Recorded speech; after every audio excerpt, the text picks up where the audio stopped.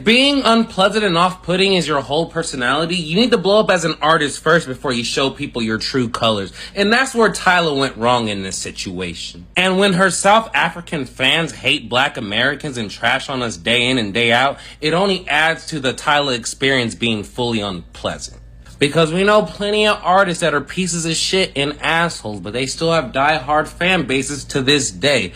But the difference is when they first entered the game, they didn't enter the game with that mentality. Tyla entered the game with the mentality that I'm better than you, especially I'm better than you because I'm South African, I identified as colored, and either get with it or get lost. And us Black Americans were like, you're good, but you're not good enough to look past all the bullshit that you do. So good luck to you in your career, but we are not following nor supporting that. And as you look above me and she only sold 3.7k units in the US in her first week, the numbers speak for itself. To be honest with you guys, I didn't even know she dropped something. That's how little Tyla is talked about in 2025. In 2024, you could see her everywhere. She was doing interview after interview, but now they try and push her and put her out to the mass media, and no one cares. And that's because you are off-putting as a person. So no matter what you do going forward, a lot of people are not going to support you because you came into the gate being off-putting as fuck. Hi guys, welcome back to my channel. So guys, I say let me bring this update to you guys. So Black Americans have finally boycotted Tyla, and Tyla flump badly. So let me give you a quick update. So last year, Tyla had an interview where she said that she's not a Black person, that she's a colored person, because that is how they identify as in South Africa. And remember, South Africa is a very colorist country, and also Black South Africans are facing racism in the hands of the people who are called colored and white people. Basically, in South Africa, white people go first. After white people, you see colored people. After colored, then you see Black people. Black people are on the bottom list, and they are the most marginalized and the people who receive a lot of racist treatment from all the colors and white people. So because of that, when she said that in America, Black Americans said that no, if you're coming to America to market your music, you must identify as Black American, and whatever you guys are identifying as in South Africa should be in South Africa, because you cannot be marketing your music to us. Why looking down on us? Why feeling better than us? Why feeling superior to us? Instead of her PR trying to do something about it, they just make everything look worse. They were telling Black Americans that you guys should leave Tyla. If you do not want to support her, that we will support her. So yeah, finally, Black Americans have hands up their support and be like, no, I don't want to support Tyla again. And Tyla EP flumped so badly. Somebody who sold 2.something million album is now selling 3,000, only 3,000. Okay, let you hear other people talk about this. Tyla barely sold freaking 4,000 copies in her first week for her new EP because of the disrespect she displayed towards Black American people. To everyone in the diaspora that keeps disrespecting Black Americans, what have we learned from this? What have we learned from this? I'll tell you. Nothing moves and nothing shakes without Black Americans. This is coming from a Haitian American man. Nothing moves or shakes without Black Americans. Nothing. How you go from having one of the best songs of the decade and Water, and you got an EP that came out and only sold 4,000 first week, and you got financial backing and all that. Please. Tyla's EP completely flopping with only hitting like 4,000 sales, I think, this week should be the biggest lesson that you can ever learn if you are someone who is trying to grow a brand or a business in any capacity, okay? She is a great example of what happens when you intentionally build up an audience because you think it's profitable, right? Like she has had a huge Black American audience within the genres that she creates music. I mean, she had Water was like one of the biggest songs, I think, what was that, last year? to now dropping her EP and it completely flopping after she made comments and doubled down on what the Black American community felt as disrespect and alienated her core audience. The worst thing that you can do as a brand is to alienate your audience, is to switch up after you have already profited off of them. And I think that's one of the main things, or the main reasons why Black Americans chose to just stop consuming Tyla, is because of some of those comments that she made. And this is a mistake that a lot of brands and influencers make all the time. Look at Hub's life and the backlash that he got when he switched up his content. Or there's a couple other influencers recently that have built up a brand, built up an audience, made a ton of money, and then they switch up and then they still expect the same level of support. That's just not how that works.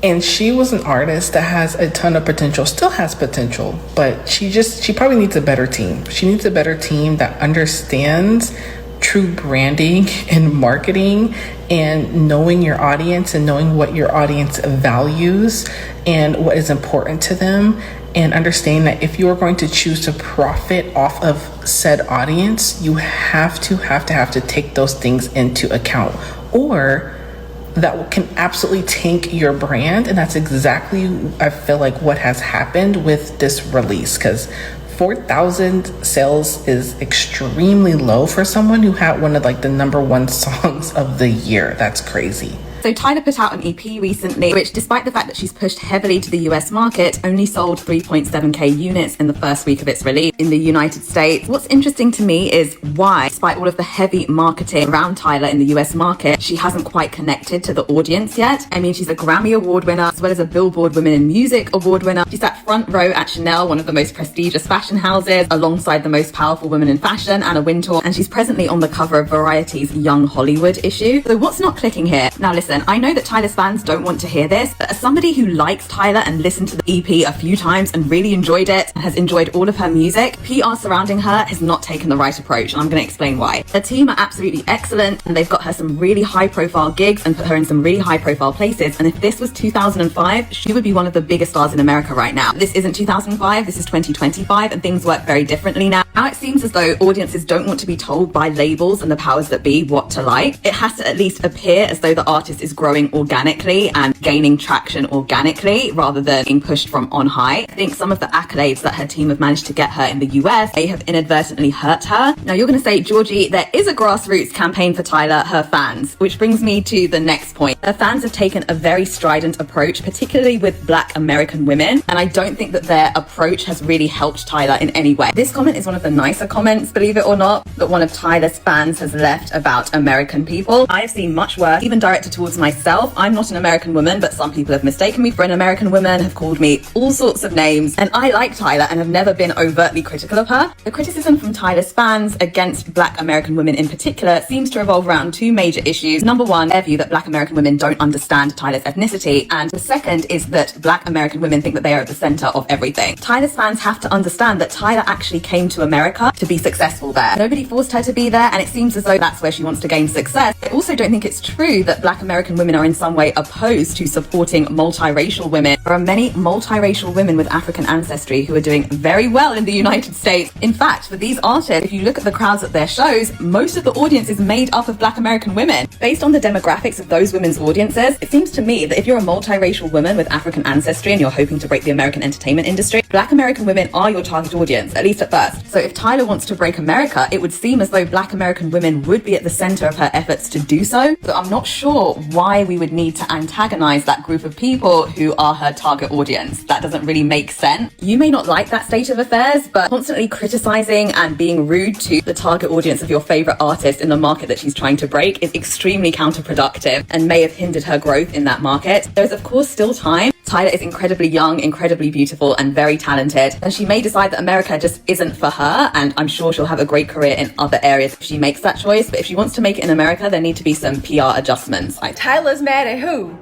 That's gotta be a rumor. I know she's not mad at Black women because of the album flopping. Like, mad at us? Oh, honey. Oh, your team. No. I mean, this is hilarious, but no. Y'all, a lot of people are learning lessons. right now, and that's okay. What's the little girl saying? Well, hold your hand on a napkin when I let you know. Y'all gonna have to start doing your research. It's hard to be blessed in any industry when you have picked on, tried to bully, denigrate black women. I'm just saying. Taylor Swift could probably weather it. But for the most part, what you don't want to do is make us angry, especially before the debut of something, Tyla. Oh, honey, you're so cute. And we all love the song. Auntie Q, I love that song. They play what? They play Make Me Sweat What? They play that in my little dance fitness. That's all the time. We love the song, but oh. And Tyla, I don't even know if it was you. It may have been your people. I'm sorry, but y'all can't be mad at us. We didn't do it. Where's the rest of the fan base? What's happening? What's happening? It's almost like we run the culture. It's almost like a lot of this shit starts with us. That's what it feels like. Maybe other artists and other teams can learn from this. Black women as a group, the 92% demographically as a group, y'all probably want to start treating us as a consumer, as a customer. A little bit more respect. It cannot hurt you. It can only bless you to have black women on your side. Watch and see what I say. I don't necessarily take pleasure in other people's downfall, but when it comes to Tyla, I was right. Go ahead and watch that video. It looks like her latest album in the US only sold 3,700 copies. I'm no expert, but those sound like low numbers to me. So yeah, I'm just sat here waiting for all of the people from the diaspora, from Europe, from Africa, from other parts of the world who really wanted to defend her on my last couple videos about her. I'm waiting for all of you to prop her up. Because you all said that it doesn't matter what Americans think. So go ahead, prop her up. Go buy the album. Go sell out that tour. Like, where are y'all? Where are you at? In that video, I say the problem isn't even her talent level. It's her branding. It's her marketing team. It's the disconnect between who she wants to be and who she's being portrayed as. It's a lack of media training, which is something that's completely fixable. It's global audiences not understanding that America didn't make themselves the kingmaker. The industry did. People bring their artists here to make them superstars. And therefore, if we're rejecting you, it's basically a sign of what's to come. And I don't even like this country that much right now. Stop making me have to defend it. But on this, when it comes to superstars, when it comes to globally, recognized artists, Americans know what the fuck they're talking about. There's a reason why people come here to get made. There's only certain cultures outside of, America that can prop you up in the way that you can just blow up overnight from becoming like an American darling or whatever. So I'm really not going to say too much because I don't want to revel in somebody else's, lack of success or anything like that. And I truly do believe that there is a path towards her being able to flip this, especially like the Variety article that she recently did. Girl, tell me that wasn't all the talking points I gave you. Run me my coin, because clearly you just followed the marketing strategy that I've set for you back in April. In that article, she talks about this very authenticity problem and the fact that she was being pushed to portray an image that didn't feel authentic to her, that she was being pushed towards songs that didn't feel authentic to her, and how on this most recent album, she really wanted to sit with that and try to buck against it and try to be herself. For better, for worse, I respect that. Show up how you want to show up. Let us decide if we like it or not. But that whole machine that was behind you, that was trying to push you as a pop princess when you really didn't want to be, when you really wanted to continue embracing your African roots and other musical styles, unfortunately, that's what made you a big deal. And now we're seeing a transitional period where we're going to have to decide if we like the new you. Honestly, I hate that I even have to be invested in this, because it's not that I dislike Tyla, it's that I genuinely was indifferent. I did not care enough to research her career, follow her career, see whether or not she blows up or flops. Like I said in that video, after you have 2 or 3 solid albums that sell really well, that's when you have power in the industry. That's when you can set your own terms, decide who you want to be. You can have crazy stands and it's not going to affect you. She's not there yet. She was doing all of this off of the success of her first album ever. And that's a big red flag. So yeah, I was right. Hey y'all. So wanted to pop in and kind of talk about the whole Tyla thing. I really wasn't going to say anything, but I've been seeing videos and seeing comments, and I feel like I'm in comments saying stuff. So I'm like, well, screw it. I just might as well make a video. So basically, she dropped an album, which I'm going to be frank, I didn't realize she had never even dropped a full album at this point because she was winning Grammys. So I was like, oh, she ain't really done nothing. I just thought maybe I wasn't paying attention. But she dropped an album and she got 3K sales. The sales they're not doing much numbers, in the words of Cardi B. And basically now her team is trying to blame black women. And the reality is her team and her hurt herself. When Tyla came out and she did that Breakfast Club interview where she said she was colored, even though colored is an offensive word here in America, and people told her that's offensive. And they kind of doubled down until she finally realized, oh, maybe I make a statement. And they made some Instagram story statement. And, there's people in comments saying, well, that's what they say in South Africa. That's the term. So she's coming here, but that's her term. It's not offensive to her. And I understand that, but we all should have learned in school. And if any of us have advanced education and you had to take any type of sociology class or any type of business communications class, you would know that when you go to other countries, you have a duty to be responsible to their culture. They don't have to understand your culture where you're from. You have to understand their culture. So regardless of in South Africa, if saying colored is not offensive, which is a whole nother video, because the reason it's not offensive is because y'all fall under a caste system. So light skin is better than dark skin. So they call light skin mixed people color because they're trying to make them a notch above the regular Africans. Okay. And the fact that she plays into that shows that she plays into a caste system that oppresses people based on their skin tone. So she's a problem. But despite all of that, it may not be offensive there, but it's offensive here. It's just like there's a term that in London and Europe that they use for cigarettes, which is an offensive term to the LGBTQ community here in America.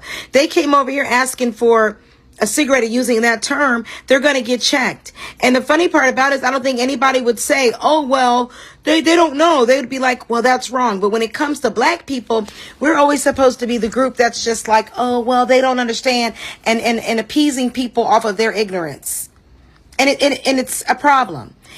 Her and her team should have known if she's trying to break out into American music and preferably with black people, then they should know what terms are offensive.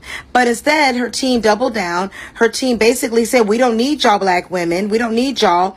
And then her fans from Africa, South Africa, are being awful to black women in comments. They were being awful to black women. I mean, calling them all kind of names, doxing, all kind of stuff, because black people were like, okay, we're not going to fool with her, considering she's using offensive terms and doesn't seem to care. Her team says they don't need us. Okay, do your thing. Well, apparently you do need us because she only had 3K in ticket sales. I mean, not ticket sales, excuse me, album sales. So apparently you do need us. And the ignorance they displayed was coming here to America and not realizing that black Americans set the culture for everything. Everything that is done here is based on black culture, black American culture. So if you're trying to break out, you're not going to cross over until black American culture likes you first. That's just the way that it works. If we ain't fooling with you, you won't get played and put out there enough that the mainstream will even know you exist. And her team said they didn't need us. So now they got 3K in sales. We all know why Tyla's EP flopped. She came to America trying to brand herself as the next Beyonce, the next Rihanna, while in the same breath saying that she does not identify as a black woman. And South African people ate us up, saying that we do not understand South African history where apartheid just ended in the 1990s. I feel like there's just a lack of respect, and a lot of these brands think that black Americans are so stupid that someone can sit in our face and tell us like they don't identify with us, but yet we're supposed to give our money to them and support them. I feel like she's gonna try to have a rebrand soon, and her team's gonna like scramble to try to either rebrand her as like a pop star maybe and less of R&B, or try to come back and act like she's so racially like competent now and like she's ready to be embraced by black culture. Either way it goes, like when she first came out, she gave me a bad taste, so I don't think that I could support her. We all know why Tyla